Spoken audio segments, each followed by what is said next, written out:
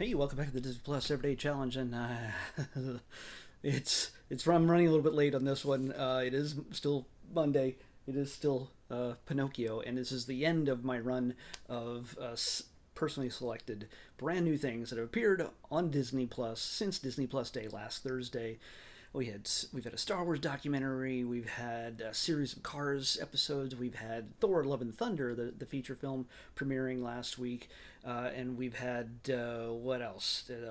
Yeah, series a short featuring The Simpsons. So yeah, we've been all over the board on things, getting to see a lot of different things, and Star Wars. Oh, okay, Lucasfilm, Marvel, Pixar, Disney Animation. Maybe not. This is sort of a take on Disney animation. There's an awful lot of digital animation in this film. This is the remake of the original classic Pinocchio film, animated film, one of the founding films of the Disney era that started nearly a century ago. This is stars Tom Hanks as Geppetto, Joseph Gordon-Levitt as Jiminy Cricket, and kid Benjamin Evan, why can't I say his name? Ainsworth as Pinocchio, a little kid actually doing the voice. So we get to see a whole lot of other actors. I'll get to them in a minute. But um, this is a it's not a modern take on it. It's just a live action take on it. Like they're remaking every classic animated film into live action. Some people have questioned why this wasn't put in the theaters, and some people have answered by saying that maybe this isn't as good as one had hoped to put it into theaters. Like it could have flopped if it was put out there as in such a way, rather than just, hey, look, Disney Plus, because for so long we've had the idea that if a major studio is going to put out a big film or put out anything that they do, it's not going to be direct to video, which streaming technically is still treated as such, as the lesser cousin of feature films. And yeah, sure, the box office reigns supreme over a lot of things, and the streaming is sort of the modern day version of putting it out in a VHS was back in the 90s or the early 2000s, just as they had done with so many needless sequels to classic Disney films. Well, no, it's that streaming is what it is. It is actually part of a very big golden age of television. Whether you watch it on television or not, whether it's on your mobile device or anything else, yeah, it's the game has changed, but we still have these attitudes. That doesn't excuse this saying, "Oh, well, obviously it still must be good because it's Disney." It's again, it's here or there. It's a lot of hard choices, but I think some different choices in this that, of course, might upset certain sensitive people to reinterpreting some characters with different looks, not gorgeous, long, blonde, flowing white women. The Blue Fairy is played by Cynthia Erivo, black woman. So yeah, that's kind of, and she's I think she's smooth on top. She's like no flowing blonde hair. They didn't feel the need to just slap a wig on her. No, and that's okay. It's all right. It's the Blue Fairy is still the Blue Fairy, and if I'm not going to even bother saying the W word, if that's something that's in your vocabulary that you just need to vomit up every 5 minutes when you see something that's different, then you probably need a Jiminy Cricket in your life, I'm thinking.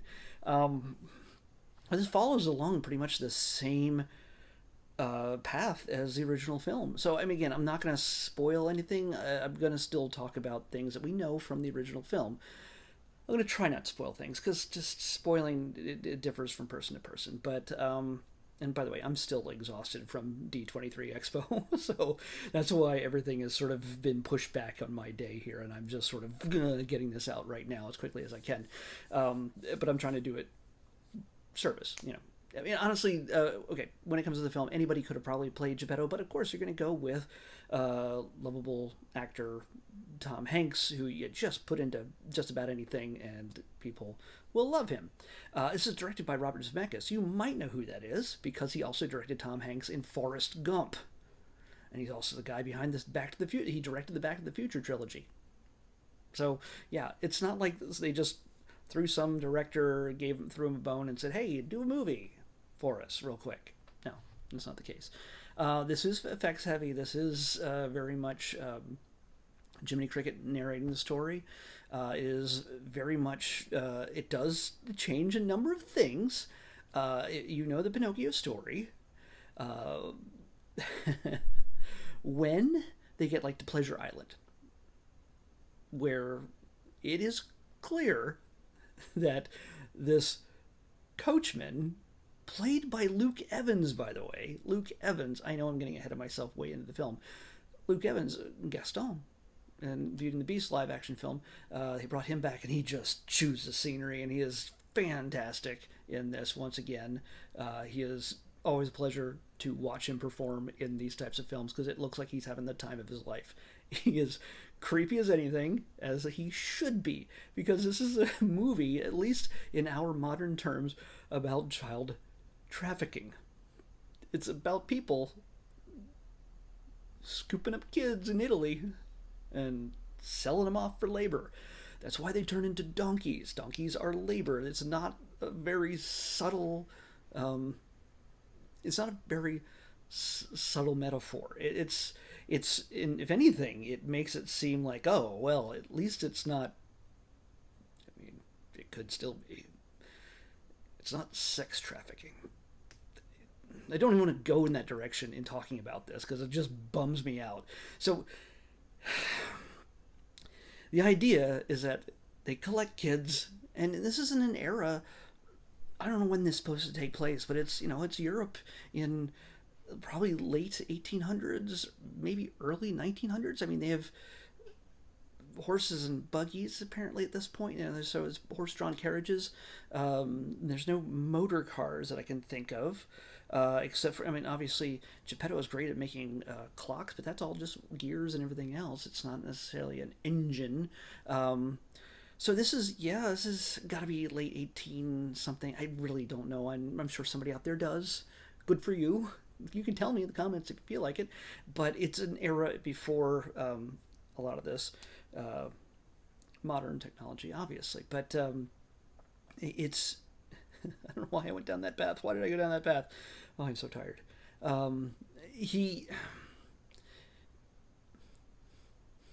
Geppetto. Of course, wishes for the boy, and he becomes a wooden boy, and he goes to school. He gets rejected.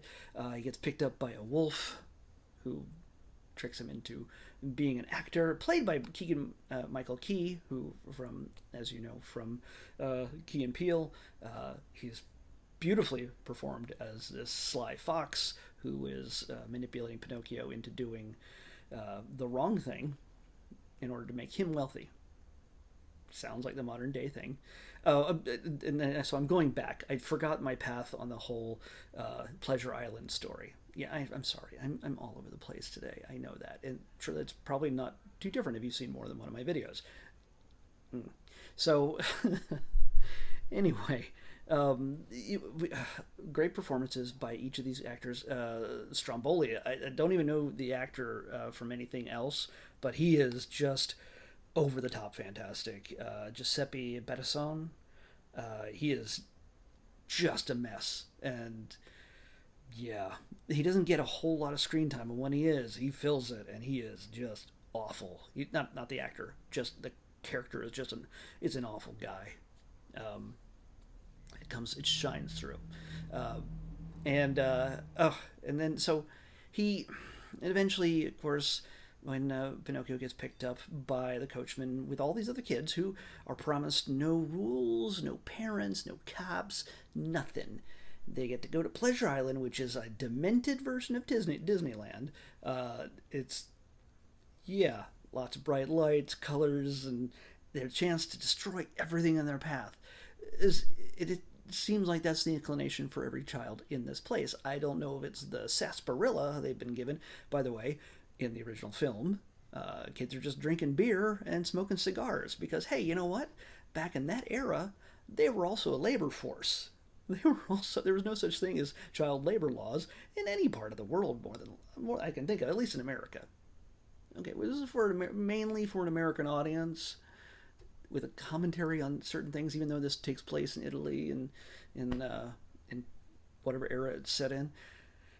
You have to understand, children were just expendable labor at that point. They weren't children so much. So in the original film, it is kind of shocking in our modern day to see kids just drinking beer, playing pool, smoking cigars, because that's what kids want to do. Well, Pinocchio, when given the opportunity, surrounded by all these kids, especially one kid in particular, tempting him with all sorts of things, he's not really into it. He doesn't like seeing people destroy the clocks just like his father makes, or busting up a piano, or breaking glass everywhere, and just he rides a big roller coaster type ride down the Candy Mountain where the kids are just cramming food, candy into their faces, and just having this sugar rush, drinking the sarsaparilla, as I said, and soon, of course, you know that they start turning into donkeys. This is when, also, one of many moments in this film is it becomes a very dark turn. But you have to understand that the original Pinocchio is a very dark film.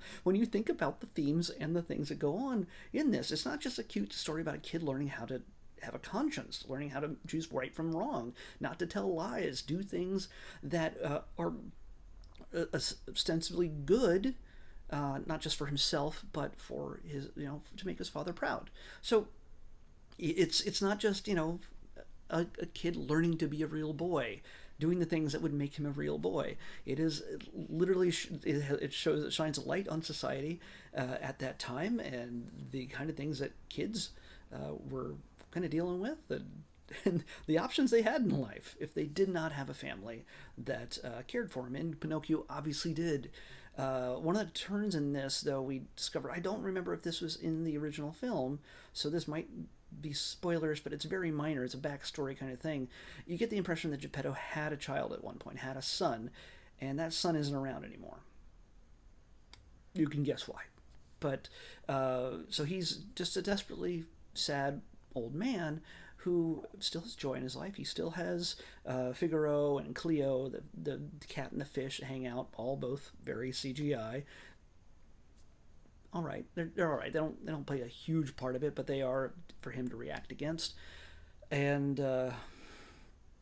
so yeah, and when he makes that wish upon a star, makes no difference who you are. Well, he gets his wish. And Pinocchio comes alive, and he starts almost immediately messing up because Jiminy isn't on the ball. So it doesn't keep up with him too well when he starts venturing off to school. So yeah, I've come full circle in telling this story all out of whack. Again, if you've never seen the original Pinocchio, then odds are you're probably not really interested in this modern day one.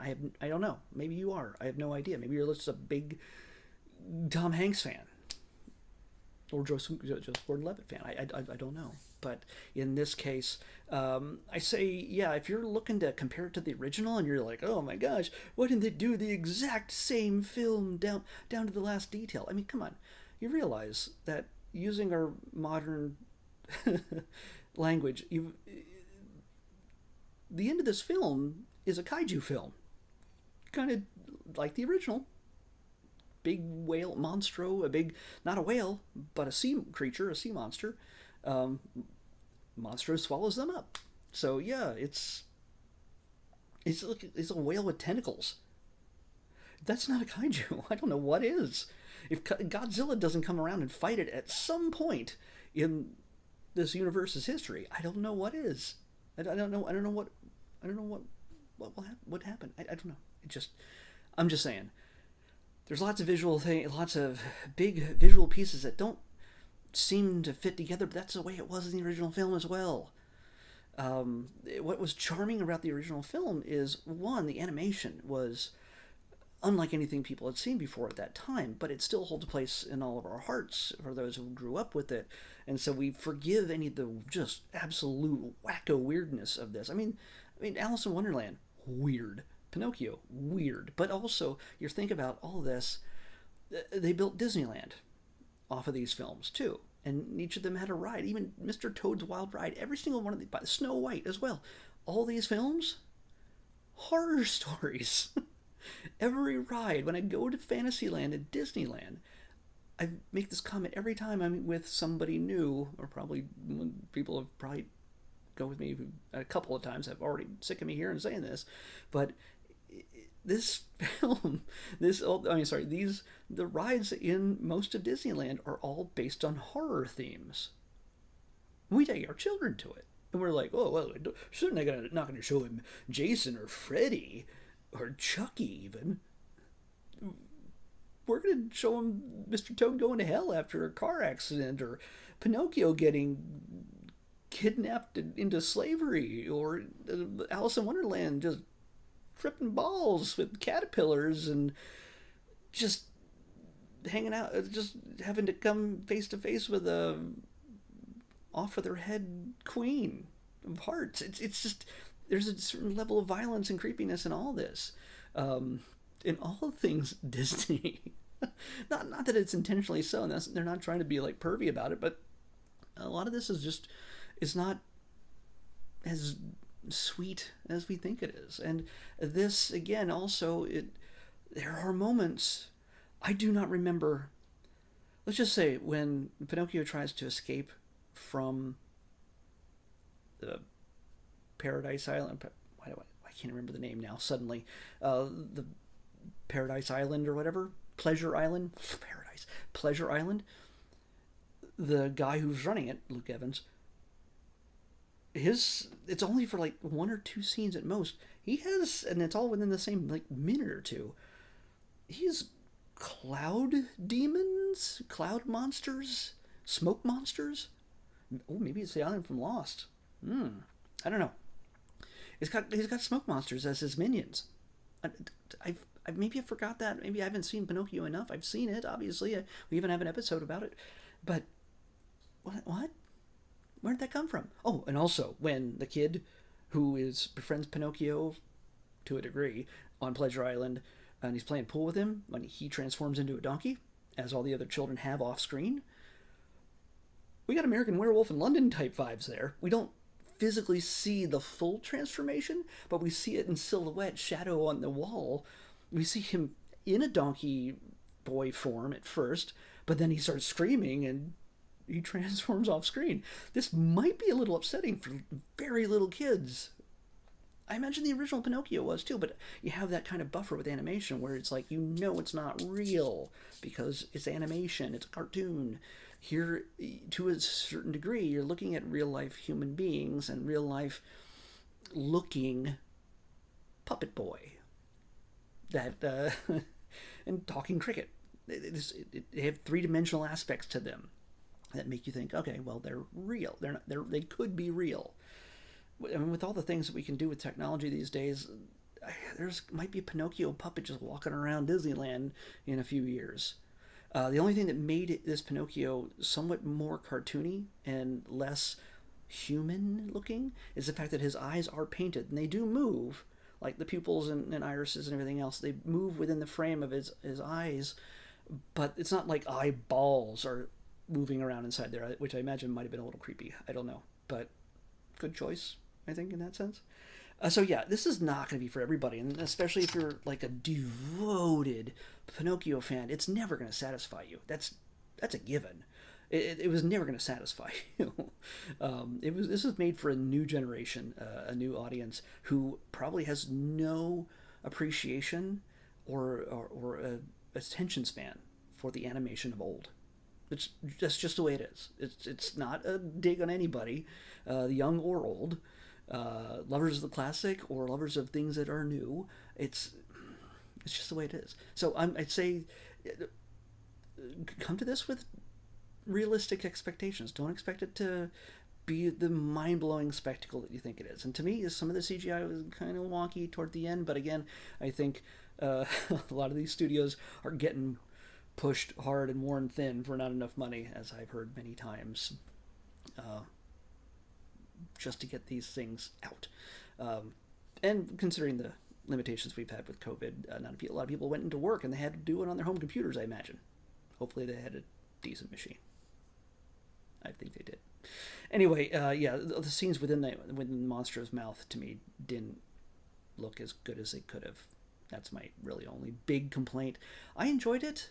I think a second viewing might, that's where I'm more focused on it, would probably do me better. But for everything that I saw from it, the environment, especially Pleasure Island, and also the themes and everything else that are through this that stick with the original, are still solid.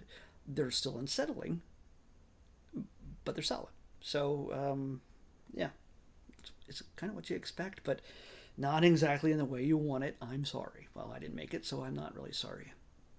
But yeah, to each their own. I say give it a shot when you get a chance. I don't know if I'd rush out and see it, watch it on Disney Plus right away necessarily if you have other things to watch. Cobra Kai is available on Netflix right now. And this is how you know Disney doesn't own me. But I haven't watched Cobra Kai yet either, so I've been really busy at D23. Uh-oh. Have I been bought? No. Anyway, let's pick tomorrow's episode. 519. 519. That might be in the thes, the section where all the movies and shows start with the word the. Yeah, I am correct. Okay, 519. We've seen this just a few months ago in this quarter. We saw the original series, and this is the new series starring the same characters. That is now, I think it's a Disney Plus exclusive on original. This is The Proud Family, Louder and Prouder. So yeah, we got the brand new Proud Family, Louder and Prouder. We're going to watch at least one, maybe 2 episodes. And we'll come back here tomorrow with that on the Disney Plus Liberty Challenge. I'll see you then.